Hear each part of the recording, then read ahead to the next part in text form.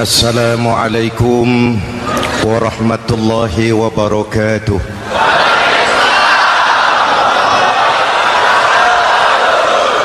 Alhamdulillahillazi ja'ala Ramadhana syahra siyami lil mu'minin. Wassalatu wassalamu ala asyrafil mursalin Sayyidina Muhammadin wa ala alihi wa sahbihi ajma'in, amma ba'du. Para ulama yang saya muliakan, para pejabat baik sipil maupun militer yang saya hormati, alhamdulillah malam ini atas izin Allah, mudah-mudahan yang kita laksanakan ini merupakan bagian dari amal ibadah kita di bulan suci Ramadan ini. Hadirin, reformasi terbesar adalah reformasi yang dilakukan oleh baginda Nabi besar Muhammad sallallahu alaihi wasallam. 23 tahun merombak satu bangsa biadab menjadi bangsa beradab, merombak umat yang terpecah belah menjadi umat yang bersatu, merombak masyarakat yang tenggelam dalam kemusyrikan menjadi umat yang bertauhid. Reformasi besar apa yang dilaksanakan oleh Rasul dan apa hubungannya dengan kita sekarang? Ini yang ingin saya sampaikan malam ini. Pertama, beliau melaksanakan reformasi akidah, membebaskan manusia dari kemusyrikan, menyelamatkan manusia dari ketergantungan kepada benda. 13 tahun beliau berjuang di kota Makkah hanya untuk menanamkan la ilaha illallah Muhammadur Rasulullah. Dari sana segalanya dimulai, meletakkan fondasi. Saya yakin tidak ada Tuhan selain Allah dengan seluruh konsekuensinya. Kalau saya yakin tidak ada Tuhan selain Allah, maka saya tidak akan menyembah kecuali hanya kepada Allah. Orang yang benar fondasinya, benar sujudnya. Jelas? Kalau saya yakin tidak ada Tuhan selain Allah, saya tidak akan minta rizki kecuali hanya kepada Allah. Orang yang benar fondasinya, jauh dari korupsi, jauh dari judi.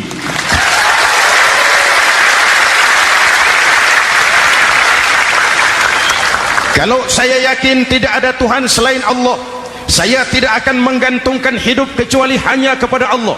Saya tidak akan melarikan persoalan kecuali hanya kepada Allah.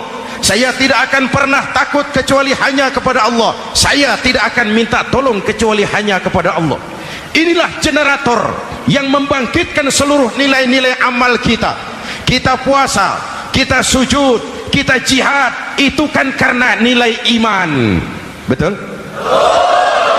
Imannya tidak kelihatan, yang kelihatan gejalanya. Mic ini berbunyi karena ada strom. Percaya apa tidak? Kelihatan stromnya? Kok tahu ada strom dari mana? Dari bunyi. Ada suaranya itu, ada stromnya. Kenapa? Bunyi. Lampu menyala karena ada strom. Kipas angin berputar karena ada strom. Betul? Jadi kalau ada strom bunyi dong. Kalau ada strom lampunya nyala dong. Kalau ada strom kipas anginnya muter dong. Artinya apa? Kalau ada iman sujud dong. Kalau ada iman jihad. Udah dangdong dangdong.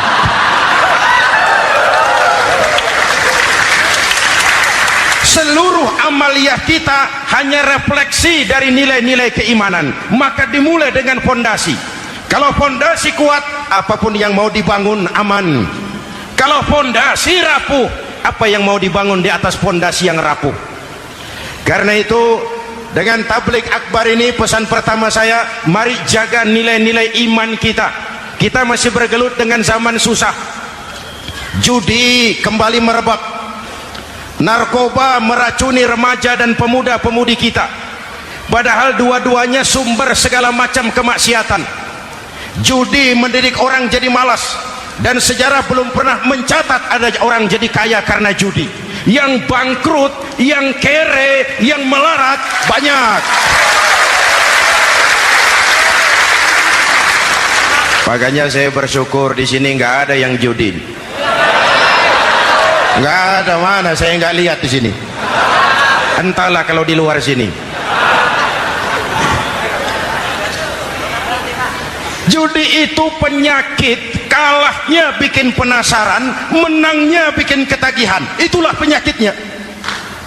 Makanya lebih baik makan singkong betulan daripada makan roti mimpi. Ayo, makan singkong betulan, makan roti mimpi, lebih baik mana? Lebih baik makan roti betulan, Mas. Maksud saya uang 4-5 ribu rupiah itu, daripada belikan togel, daripada dibelikan pakong, daripada dibelikan macam-macam undian judi, lebih baik dibelikan beras, makan sama-sama. Hadirin yang saya hormati, karena iman kita hidup, untuk iman kita berjuang, dalam iman kita ingin kembali menghadap Allah Subhanahu. Dahulu pun orang-orang tua kita berjuang memerdekakan negeri tercinta ini. Apa faktor penggerak utamanya? Iman. Imanlah yang mengajarkan orang-orang tua kita, hubbul watan minal iman, cinta tanah air bagian daripada iman. Lah, tanah air kita kan bukan Aljazair, tanah air kita bukan Palestina, tanah air kita bukan Mesir, tanah air kita Indonesia. Mencintai Indonesia bagian daripada iman. Yang datang menjajah kebetulan kafir. Nah ini, bertemulah cinta tanah air dengan semangat jihad yang diajarkan agama. Lalu bangkitlah para ulama, bangkitlah para kiai, bangkitlah para santri, berjuang memerdekakan negara tercinta ini. Saya tanya lagi, orang-orang tua kita dahulu berjuang melawan penjajah, senjatanya apa? Bambu runcing. Jenderal mana mau taruhan bambu runcing merdeka melawan tank? Bambu runcing merdeka melawan meriam. Bambu runcing merdeka melawan tentara-tentara profesional yang terlatih dengan baik. Menurut logika tidak mungkin, menurut kebiasaan tidak bisa, menurut rasio impossible. Entoh nyatanya kita merdeka. Lalu para pendiri Indonesia dengan jujur mencantumkan dalam mukaddimah Undang-Undang Dasar Negara kita kalimat yang berbunyi, dengan berkat rahmat Allah yang Maha Kuasa. Ada tidak itu dalam pembukaan Undang-Undang Dasar? Ada apa tidak? Pokoknya biar belum pernah baca, ada gitu saja sudah, biar lancar urusan. Saya yakin kalimat ini bukan lipstick, not decoration only. Kalimat ini pengakuan moral, pengakuan batin yang sangat jujur dari para pendiri Indonesia bahwa Allah campur tangan dalam proses kemerdekaan. Kalau tidak, nggak ada ceritanya bambu runcing merdeka melawan tank. Kalau dulu iman untuk merebut kemerdekaan, sekarang iman untuk mengisi kemerdekaan. Betul? Betul? Karena itu jaga nilai-nilai iman, jangan tidur. Kita sudah berhasil melaksanakan pemilu, sidang umum MPR sudah digelar, pemerintahan baru sudah terbentuk. Itu kita pilih bersama, kita dukung bersama. Mendukung itu tidak harus selalu iya, kulo nuwun semohon dawuh kumaha juragan wae, oke bos. Mendukung tidak harus selalu iya, mendukung juga memberikan saran, kritik, perbaikan. Kenapa? Di mana-mana di dunia ini kekuasaan cenderung mau menang sendiri, kekuasaan cenderung untuk korup. Karena itu kalau kita cinta kepada pemerintah, kita harus mengawasi jalannya pemerintahan kita ini. Pengalaman ketika Orde Baru berdiri, kita percaya, kita serahkan penuh, lalu kita tidur. akhirnya kita jadi susah sendiri. Betul? Umat Islam tidak boleh jatuh dua kali di tempat yang sama. Hari ini lewat sini jatuh wajar, belum tahu barangkali. Besok lewat sini lagi jatuh lagi, goblok tenan gitu. Masa jatuh dua kali di tempat yang sama itu bagaimana? Hadirin yang saya hormati, nilai-nilai iman, intan paling mahal, mutiara paling berharga, tidak lain nilai iman. Imanlah yang menyebabkan kita gembira menyambut datangnya Ramadan, menyingsingkan lengan baju, menghamparkan sajadah, melakukan pendekatan yang intens kepada Allah. Kenapa? Kita mengerti nilai Ramadan. Tempo hari saya berikan contoh. Di tangan kanan saudara ada berlian, harganya 50 juta. Di tangan kiri saudara ada rumput seikat. Berlian dan rumput ini taruh di depan kambing. Kira-kira mana yang diambil kambing? Rumput, dasar kambing. Kambing tidak ngerti nilai berlian. Padahal kalau kambing sedikit mau pakai otak. Kalau berlian yang saya ambil, kata kambing, lalu saya bawa ke pasar, kemudian saya jual, harganya 30 juta, lalu dibelikan rumput, dapat rumput sekabupaten. Tapi kambing tidak ngerti nilai berlian. Yang kambing tahu cuma rumput. Kenapa? Hidup kambing cuma melayani perut. Maka kata Imam Ali karramallahu wajhah, orang yang hidupnya hanya untuk melayani perut,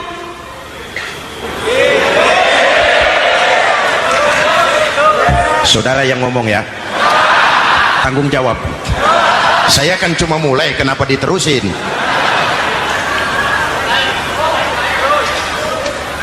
Hadirin yang saya hormati, jaga iman baik-baik, wariskan kepada anak-anak kita. Mereka harapan kita semua.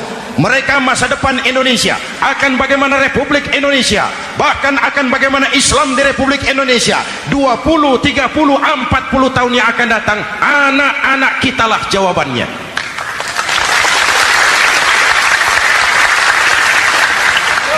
Mereka mau jadi apa, persilahkan, asal iman merupakan landasan hidupnya. Anak-anak kita boleh jadi jenderal, asal jenderal beriman. Boleh jadi pejabat, pejabat beriman. Jadi pengusaha, pengusaha beriman. Kalau iman landasannya aman. Jadi pengusaha, pengusaha beriman, insya Allah timbangannya tidak curang, ekonomi lancar, masyarakat tenang. Jadi petani, petani beriman, insya Allah tidak menggarap tanah yang bukan miliknya.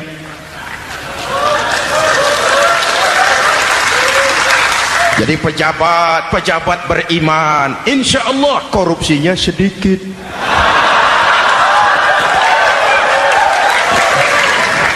Jadi jenderal, jenderal beriman, insya Allah berjuangnya bersama ulama, bukan nangkepi ulama.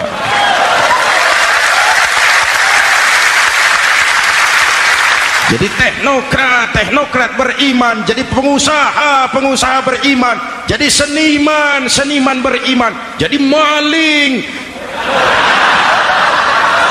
Nggak ada, mana ada maling beriman. Kalau iman landasannya, insya Allah aman. Ini yang pertama. Yang kedua, baginda Nabi melaksanakan reformasi sosial. Berupa apa? Membebaskan manusia dari ras diskriminasi, mengikat manusia dengan tali akidah. Diciptakan kita dari laki-laki dan perempuan, dijadikan kita bersuku-suku dan berbangsa-bangsa. Bahkan Quran memulai dengan kalimat syu'ub, wa ja'alnakum syu'uban wa qabaila. Kami jadikan kamu berbangsa-bangsa dan bersuku-suku agar kamu saling mengenal satu dengan yang lain. Saya ingin mengulangi imbauan saya, mari kita tingkatkan kerukunan. 3 macam kerukunan. Pertama, rukun antar umat seagama. Sesama muslim harus rukun. Ya Pak? Ya Bu?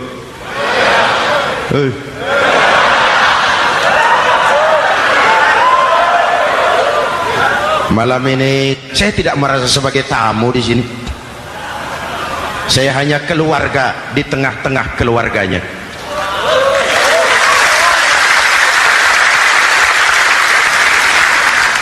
sepanjang Jawa kah saya, ke Sumatera kah saya, ke Kalimantan saya, ke Sulawesi saya, ke Irian Jaya saya, kemana saja saya pergi, di mana saja saya berada, saya hanya keluarga di tengah keluarganya. Sebagai muslim kita terikat akidah, sebagai bangsa kita punya komitmen, kita ingin bersatu nusa, satu bangsa, satu. Inilah kita. Hadirin yang saya hormati, rukun antar umat seagama. Hura-hura pemilu sudah lewat, ekses-eksesnya harus kita hilangkan. Boleh jadi kemarin-kemarin karena berbeda kaos sama teman gak teguran. Yang sudah-sudah, yang penting sekarang ke depan. Sudah capek kita rakyat diobok-obok. Sudah datang saatnya kita meluruskan saf, merapatkan barisan, menggalang semangat kebersamaan. Rukun antar umat seagama. Begitulah malam ini saya hadir di tengah keluarga sendiri. Yang mengikat kita apa? Akidah. Di masjid kita ditemukan, dan inilah simbol kehidupan umat. Tadi kita sholat isya dan tarawih di sini, menghadap ke arah yang sama, menyembah Allah Tuhan yang sama, melakukan gerak yang sama, membaca bacaan yang sama, dengan bahasa yang sama. Betul? Tapi kita datang dari segala penjuru. Kita datang dari sebelah lor, sebelah kidul, sebelah wetan, sebelah kulon. Di sini di masjid ini kita menghadap ke arah yang sama. Kita yang hadir di sini boleh jadi ada yang dari Sumatera, Kalimantan, Sulawesi, Irian Jaya, tapi kita adalah Indonesia. Jelas? Jelas? Saya sering kasih contoh, coba kalau sholat pakai bahasa masing-masing, ramai masjid, bingung malaikat. Ini Indonesia ramai karena tiap provinsi sholat pakai bahasa masing-masing. Kalau Riau bicara sendiri, Ambon bicara sendiri, Aceh bicara sendiri, Irian bicara sendiri, ramai masjid. Jelas? Jelas? Yang imam pakai bahasa Indonesia, takbir, Tuhan yang maha besar. Gagah sekali, bingung malaikat. Kembali kita kalau sholat pakai bahasa masing-masing. Betapa ramainya masjid. Itu cermin dari bangsa yang tidak bisa menjaga kesatuan dan persatuan. Uni Soviet almarhum, al-mal'un, itu negara adidaya, negara adikuasa, bersama-sama dengan Amerika menjadi polisi dunia. Tetapi kemudian dihantam oleh glasnost yang kebablasan. Gorbachev terpental, Soviet pecah jadi negara kecil berkeping-keping. Mimpi mengembalikan Soviet seperti dulu.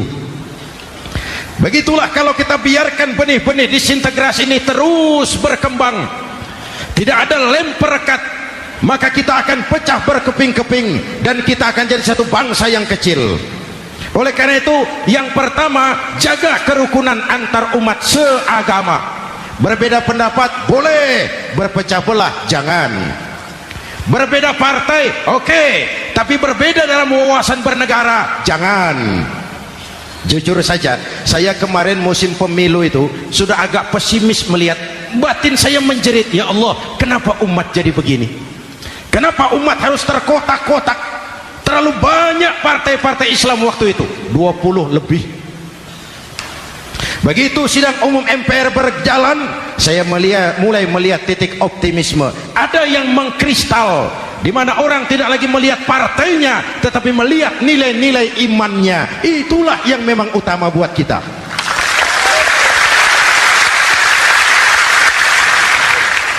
Ini yang pertama, rukun antar umat seagama. Yang kedua, rukun antar umat beragama. Beberapa hari yang lalu ada kejadian yang mengenaskan di Jakarta Timur, Cipayung. Peristiwa penyerbuan Yayasan Dolos. Hadirin yang saya hormati, kita tentu menyesalkan kejadian itu. Kita tidak bisa menyetujui tindakan main hakim sendiri.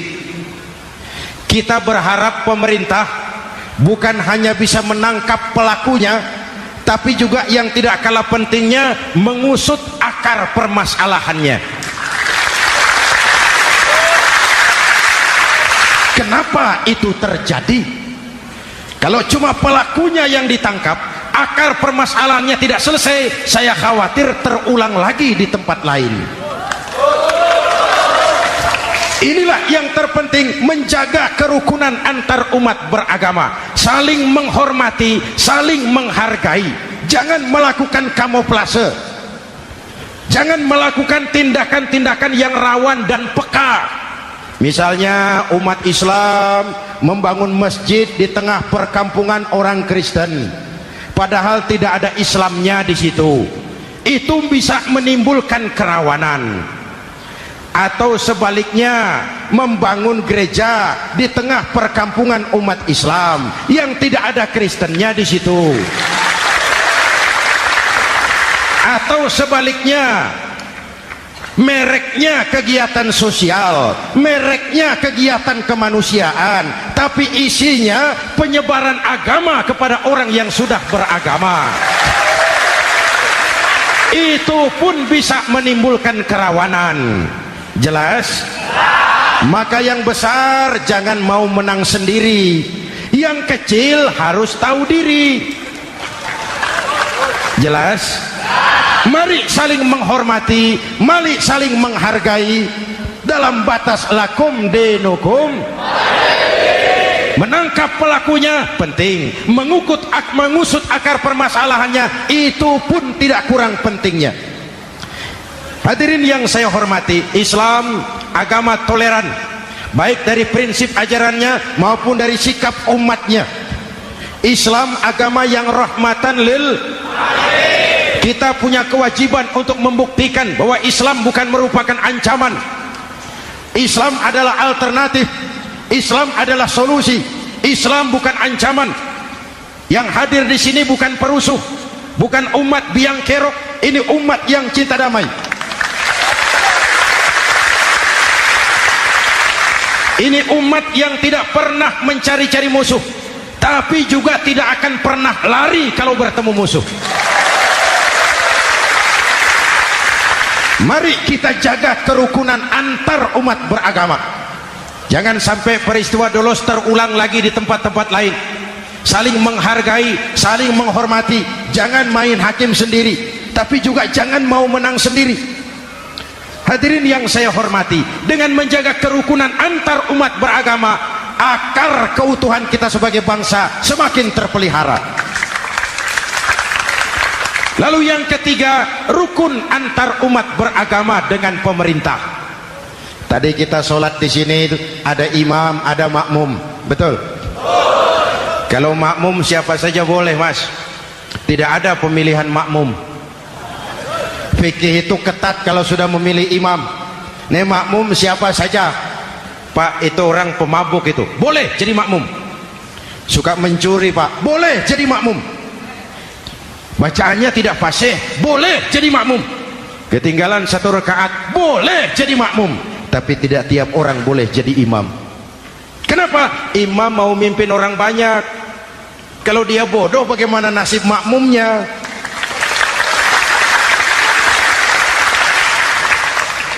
Ada karikatur di Medan, pernah kejadian anak kecil disuruh sholat sama ibunya. Nak, sholat kau. Ah, aku tak pandai sholat, mak. Si ucok rupanya ini. Kata ibunya, sudahlah, kau ikuti saja bapakmu tuh. Apa yang bapak mau kerjakan, kau ikuti sajalah. Jadi lama, kalau ikut saja bisa laku. Berangkatlah anak ini kan, sholat di belakang bapaknya, jadi makmum. Sholat di balai bambu, tidak pakai tikar. Bangun sujud, hidung bapaknya terjepit bambu. Karena sakit dan kaget, refleks bapak ini teriak, aduh. Anak di belakang ingat pesan maknya, ikuti saja bapakmu. Si anak ini malah pakai iramat, aduh.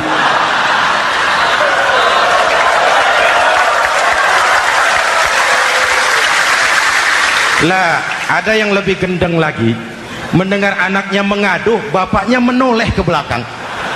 Kata bapaknya, kau kejepit juga cok, katanya. Sholat jadi ngobrol. Kalau makmum dan imam sama bodohnya, rusak sholat ini.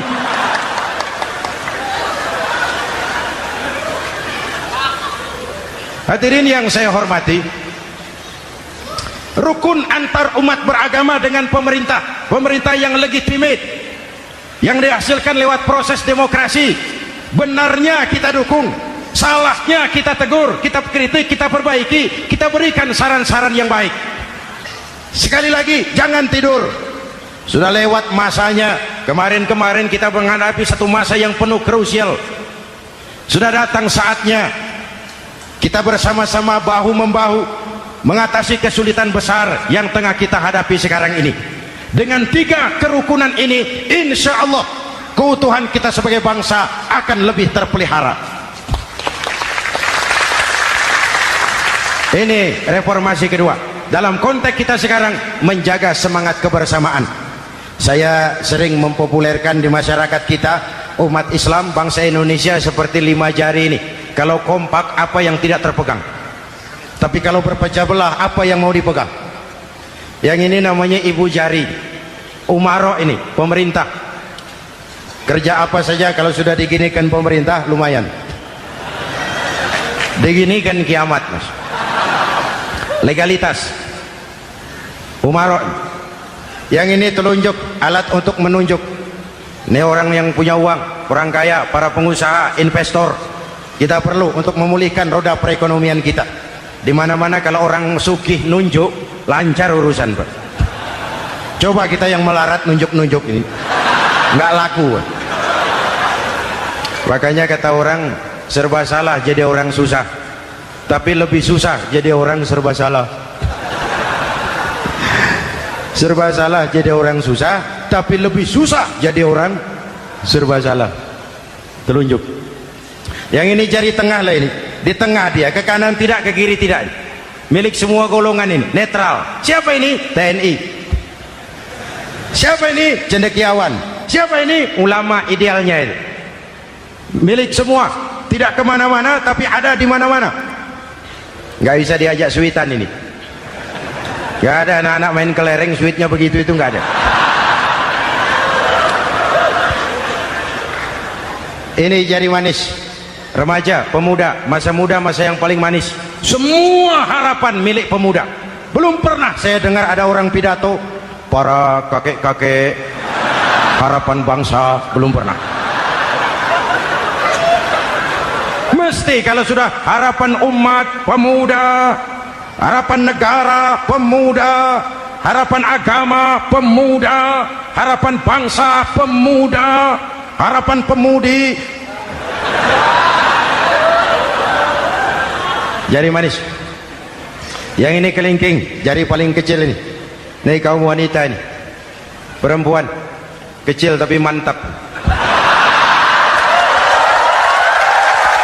Masya Allah. Ini ibu jari ini besar ini.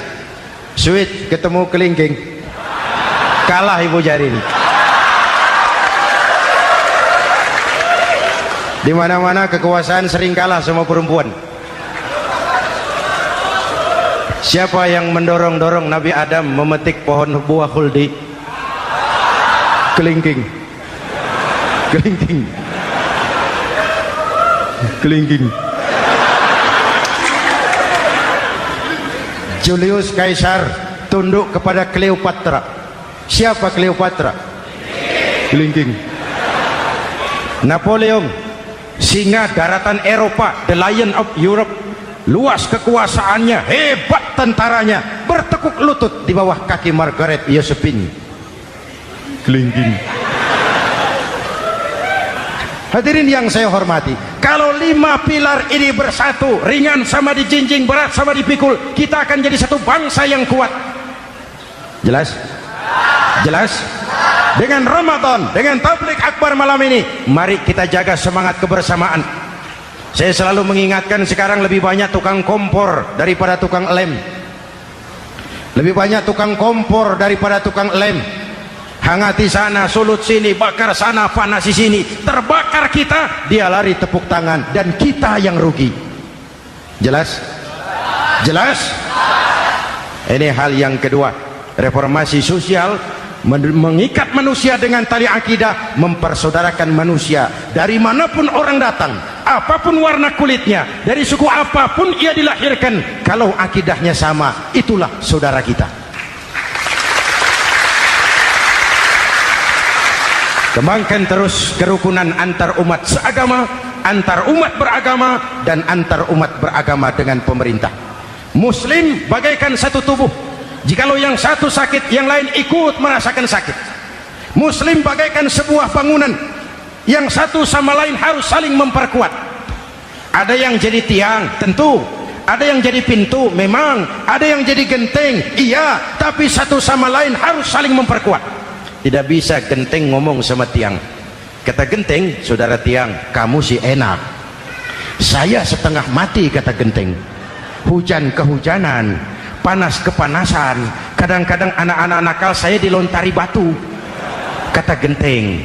Yang jadi tiang ngomong lagi, kata tiang, saudara genteng, jangan sembarangan kalau ngomong. Kamu kira kamu bisa nongkrong di atas? Itu gara-gara siapa, genteng? Aku yang topang dari bawah, kata tiang. Kamu jadi anggota DPR, jadi anggota MPR, jadi pejabat, kami rakyat yang angkat.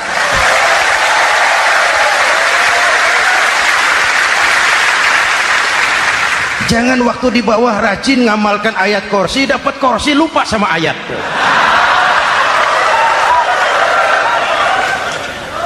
Mari ringan sama kita jinjing, berat sama kita pikul, duduk ya kita sama rendah, berdiri kita sama tegak. Tidak ada warga negara kelas 1 di Republik ini. Ini reformasi kedua. Yang ketiga, reformasi menegakkan keadilan, menyelamatkan manusia dari kezaliman. Sebelum Islam datang, sebelum Rasul datang, manusia dibedakan oleh hartanya, manusia dibedakan oleh warna kulitnya, manusia dibedakan oleh keturunannya. Beliau dengan tegas mengajarkan, innallaha la yanzuru ila suwarikum wala ila amwalikum walakin yanzuru ila qulubikum wa a'malikum. Allah tidak melihat potonganmu, Allah tidak melihat hartamu, yang Allah lihat itu hatimu dan amal perbuatan.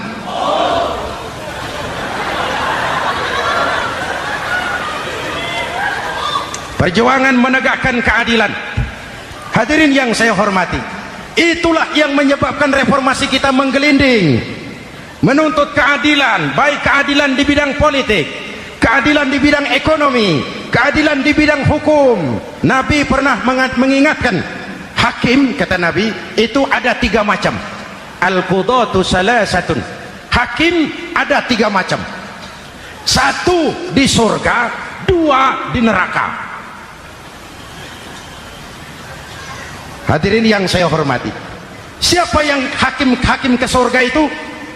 Ada hakim yang tahu tentang kebenaran, lalu siap melaksanakan kebenaran itu, menghukum dengan kebenaran apapun resikonya, walaupun dimusuhi atasannya, walaupun bertentangan dengan nuraninya, karena itu orang yang dia sukai, tapi dia tetap melaksanakan hukum. Hakim yang mengerti tentang kebenaran sesuatu lalu melaksanakan hukum dengan kebenaran itu yang akan sampai ke surga. Yang kedua, ada hakim tahu tentang kebenaran tapi tidak mampu melaksanakan hukum dengan kebenaran itu.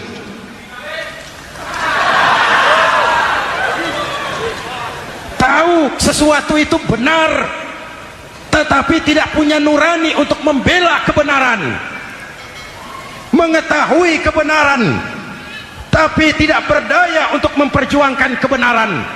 Akhirnya hukum dikebiri, yang salah jadi benar, yang benar jadi salah. Itulah realita yang kita rasakan selama ini.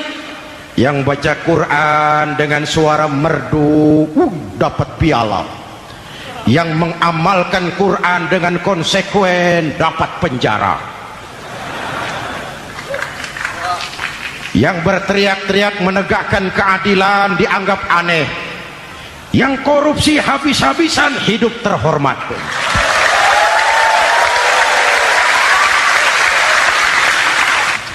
Jadi yang kedua tadi hakim yang tahu kebenaran tetapi tidak mampu melaksanakan hukum sesuai dengan kebenaran. Diperkosanya kebenaran, ditekannya hati nuraninya, sehingga ini yang mengakibatkan terlukanya perasaan keadilan.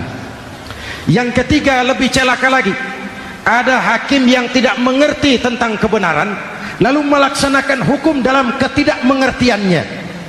Bodoh melaksanakan hukum dalam kebodohan, itu pun menyebabkan orang masuk neraka. Na'udzubillah. Hadirin yang saya hormati, reformasi yang dilaksanakan Rasul berjuang menegakkan keadilan setelah membebaskan manusia dari ras diskriminasi. An-nas kulluhum li Adam wa Adam min turab, la fadla li arabiyyin ala ajamiyyin illa bittaqwa. Seluruh manusia berasal dari Adam. Adam diciptakan dari tanah dan tidak ada kelebihan Arab dengan yang bukan Arab kecuali dengan takwanya. Nah, saya masih ingat sebuah cerita. Mau dengar? Mau dengar? Pada waktu Umar bin Khattab radhiyallahu anhu menjadi khalifah, menjadi Amirul Mukminin, itu yang jadi gubernur di Mesir adalah Amr bin As. Satu saat Amr bin As ingin mendirikan masjid, tapi tanah lokasi masjid itu milik orang Yahudi, ada gubuk di situ. Dipanggil Yahudi ini oleh Amr bin As. Saudara Yahudi, iya. Itu rumahmu ya? Iya. Sudah tahu belum? Belum. Ya memang saya belum kasih tahu. Begini, kamu bangun sembarangan saja, rumahmu kena jalur hijau itu. Lalu saya mau bangun masjid di situ. Ya tapi ada rumah saya, Pak. Sudahlah, rumahmu saya bayar, saya beli. Enggak mau, Pak. Rumah saya cuma itu-itunya. Saya bayar 2 kali lipat. Enggak mau, Pak. Enggak mau.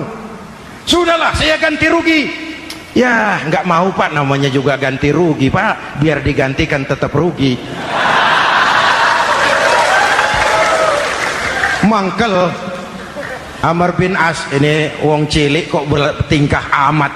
Si amat aja enggak bertingkah. Panggil kamtib. Hei, gusur.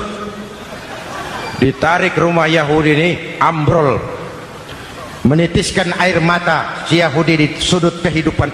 Begini wong cilik ini sudah jatuh tertimpa tangga, rumah cuma sak gubuk-gubuknya diderek oleh petugas. Pikir-pikir Amr bin As kan cuma gubernur, di atasnya kan masih ada khalifah Umar bin Khattab. Saya mau lapor ke pusat.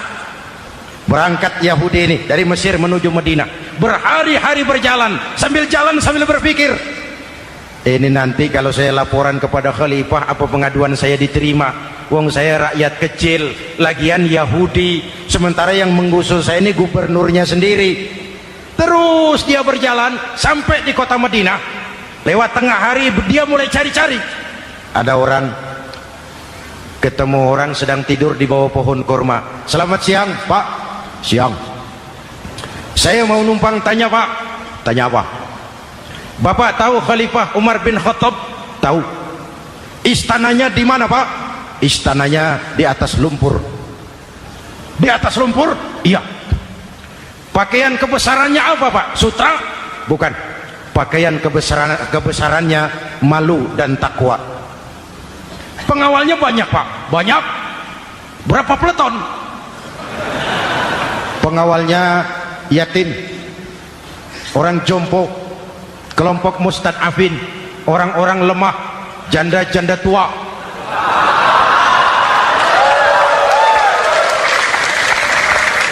Itu pengawalnya. Pakaian kebesarannya malu dan takwa. Pengawalnya orang-orang lemah, tidak berdaya. Kok begitu, Pak? Begitulah Umar bin Khattab. Orangnya sekarang di mana, Pak? Di depan kamu. Jadi Bapak, iya. Bapak? Iya. Saya Umar. Ada apa mas? Oh, yang datang dari Semarang waktu itu. Gini loh Pak, saya mau menuntut keadilan. Keadilan kenapa? Gubernur Bapak Amr bin As itu Pak zolim. Kenapa dia? Gubuk saya main tarik saja, runtuh. Saya nggak punya rumah lagi, wong saya ini golongan makmur, cuma rumah sama sumur. Lalu untuk apa? Katanya dia mau bangun masjid di situ Pak. Dipaksanya rumah kamu ditarik sampai runtuh. Iya. Yahudi. Ya Pak. Itu ada tempat sampah ya. Betul Pak. Di situ banyak tulang unta. Coba kau cari satu tulang unta bawa ke sini. Bingung Yahudi. Pak, saya jauh-jauh dari Mesir ke sini ini mau cari keadilan. Kalau tulang unta di Mesir juga banyak Pak. Sudahlah, kau ambil saja tulang itu. Berangkat Yahudi penuh tanda tanya, ambil sebuah tulang unta, diberikan kepada Khalifah Umar bin Khattab. Tulang ini diambil, Umar hunus pedangnya, dengan ujung pedang dibuat garis lurus di atas tulang unta itu. Rak. Selesai. Yahudi, iya Pak. Sekarang kau kembali ke Mesir, serahkan tulang ini kepada Amr bin As. Makin bingung Yahudi. Jauh-jauh datang kemari kira mau dapat keadilan, cuma dapat tulang. Ya sudahlah, namanya wong cilik, berangkat dia pulang ke Mesir. Berhari-hari sampai di Mesir. Pak Gubernur, ya lapor. Ada apa Yahudi? Saya dari pusat. Loh, kamu dari Madinah? Iya Pak. Ngapain sih kamu ke sana-sana? Nuntut keadilan. Kamu bertemu Khalifah? Ketemu Pak. Terus? Tulang.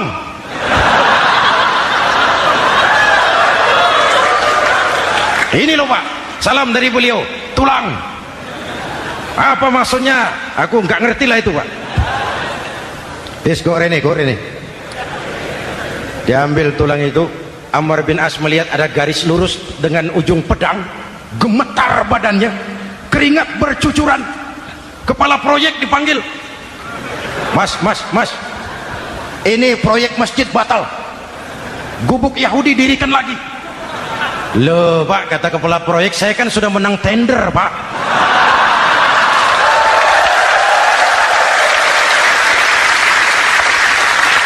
Wes, nggak ada urusan, sampean mau menang mau kalah tender, proyek batal. Itu gubuknya Yahudi dirikan lagi. Yahudi makin bingung. Ada gubernur dapat tulang gemetar. Pak Gob, ya sebenarnya apa yang terjadi? Apa-apa? Kamu sedikit-sedikit main pusat. Bu, yang ngomong dulu toh. Ya kan awalnya saya sudah ngomong Pak, tapi gubuk saya tetap ditarik. Percuma ya saya ke pusat Pak. Saya dapat teguran keras dari Khalifah. Tahu kau apa artinya ini? Seolah beliau berkata, hei Amr bin As, jangan mentang-mentang sedang berkuasa kau bertindak seenakmu. Berlaku lurus dan adillah kamu seperti lurusnya garis di atas tulang ini.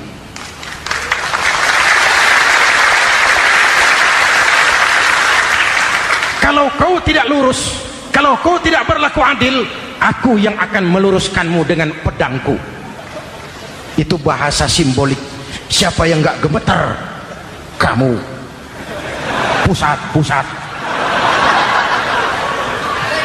Wedus. Ya ini nek coro kita. Oh Pak, kalau begitu Islam adil ya Pak? Adil. Jadi saya menang Pak. Menang kamu. Padahal saya Yahudi. Tapi menang ya. Menang. Pak, sudahlah kalau begitu Pak. Bagaimana? Itu gubuk saya ambil saja Pak. Tanah-tanahnya sak gubuk-gubuknya Bapak ambil. Silahkan kalau mau dibangun masjid. Tidak cuma sekedar itu Pak. Mulai hari ini Bapak dengarkan. Asyhadu an la ilaha illallah wa asyhadu anna Muhammadar Rasulullah. Yahudi bisa menang perkara menghadapi gubernur. Kalau ini terjadi di Indonesia,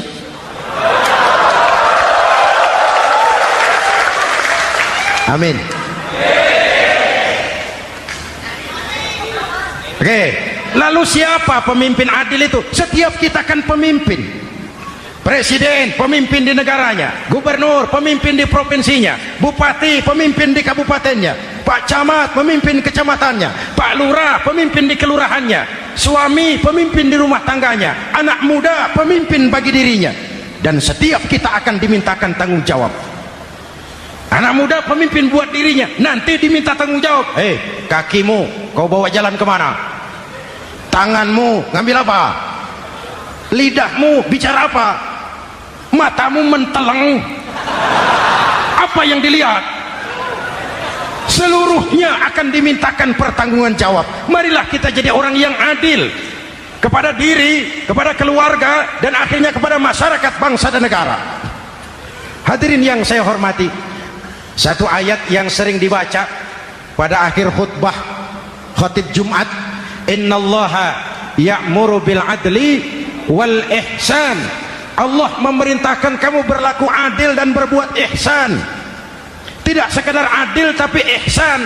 Ihsan nilainya lebih tinggi dari adil. Contoh, nak, tolong taruh telur itu di pinggir meja. Anak yang adil apa adanya, ditaruh telur di pinggir meja. Anak yang ihsan lain. Lah iya, perintahnya sih di pinggir meja, tapi kalau pas di pinggir meja kan jatuh ke bawah, ke tengah sedikit. Ini ihsan. Oleh karena itu, mari, perjuangan menegakkan keadilan masih panjang. Jalannya tidak lurus bertabur bunga, menanjak, menurun, banyak onak dan duri. Namun seperti yang dikatakan seorang tokoh, masih Napoleon, kalau ada 1000 orang penegak keadilan, saya satu dari yang 1000 itu. Kalau ada 100 penegak keadilan, saya juga satu dari yang 100 itu. Kalau ada 10 orang menegakkan keadilan, saya juga satu dari yang 10 itu. Kalau hanya 1 orang yang menegakkan keadilan, maka sayalah yang 1 itu. Tetap konsisten berjuang menegakkan keadilan, walaupun besok langit akan runtuh, walaupun besok akan kiamat, keadilan tetap harus ditegakkan. Ini reformasi yang ketiga, menegakkan keadilan, mengayomi masyarakat dengan hukum yang tegas. Dan Rasul menjadi contoh. Ini yang hebat. Misalnya beliau berkata, wallazi nafsi biyadih, law anna Fatimah binti Muhammadin saraqat laqata'a Muhammadun yadaha. Demi Allah, andai kata Fatimah putri Muhammad mencuri, jangan orang lain, Muhammad sendiri yang akan memotong tangannya. Hukum berwibawa, masyarakat terlindungi. Kenapa? Nabi jadi contoh. Jelas? Beliau mengajarkan orang beramal. Kepada putrinya beliau mengatakan apa? I'mali ya Fatimah, i'mali fa inni la ughni anki minallahi syai'a. Fatimah, beramal kau. Fatimah, beramal kau. Fatimah, solat kau. Fatimah, puasa kau. Fatimah, zakat kau.